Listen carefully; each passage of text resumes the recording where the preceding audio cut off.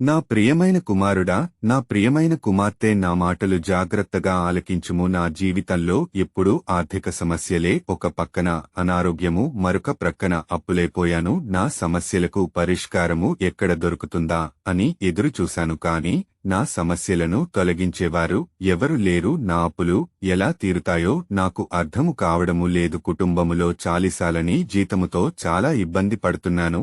ఆర్థికముగా ఏది కొనుక్కోలేని పరిస్థితి. కుటుంబము గురించి ప్రతిరోజు ఆలోచిస్తూ నా శరీరం క్షీణించికిపోతుంది అని బాధపడుతున్నావా? ఏడుస్తున్నావా? రోదిస్తున్నావా? కన్నీరు కారుస్తున్నావా? నీ కష్టము వెనుక సంతోషము ఉందని, నీ బాధ వెనుక ఆనందము ఉందని, ఆర్థిక సమస్య వెనుక సంబరముందని, రోగాలు వెనుక గొప్ప ఆశీర్వాదము ఉందని ఎందుకు నీవు గ్రహించడము లేదు? ఇన్ని సమస్యలు నాకే వస్తున్నాయని బాధపడుతున్నావు. కాని ఈ సమస్యల వెనుక, బాధలు వెనుక ఎవరో ఒకరు ఉన్నారని, ఆయనే నా సృష్టికర్త అయిన దేవుడు, నన్ను పోషించే దేవుడు, నన్ను ఆదరించే దేవుడు యేసయ్య ఉన్నాడని ఏనాడైనా నీవు అనుకున్నావా? ఇప్పటికైనా పర్వాలేదు, నేనుండగా నీకు ఏ హాని కలగదు, ఏ అపాయము రాదు, ఎందుకంటే నేనున్నానని ఇప్పటికైనా గుర్తించుము.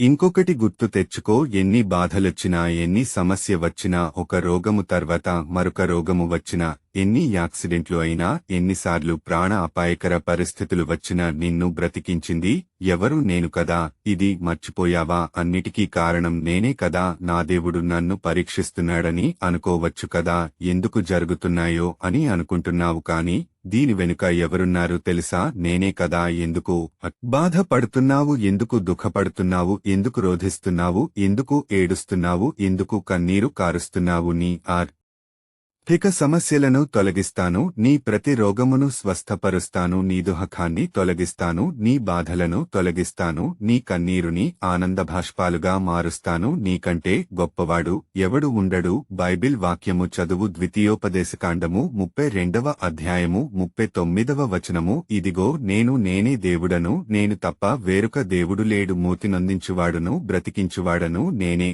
గాయపరుచువాడను, స్వస్థపరచువాడును నేనే, నా చేతిలో నుండి విడిపించువాడెవడునూ లేడు. ఇక నుండి నిన్ను పైవానిగా ఉంచుతాను గాని క్రింది వానిగా ఉంచను, తలగా ఉంచుతాను గాని తోకగా ఉంచను. నేను నీ ప్రభువుడను, నీ దేవుడైన యేసయ్యను నీకు మాట ఇస్తున్నాను. ఆమెన్.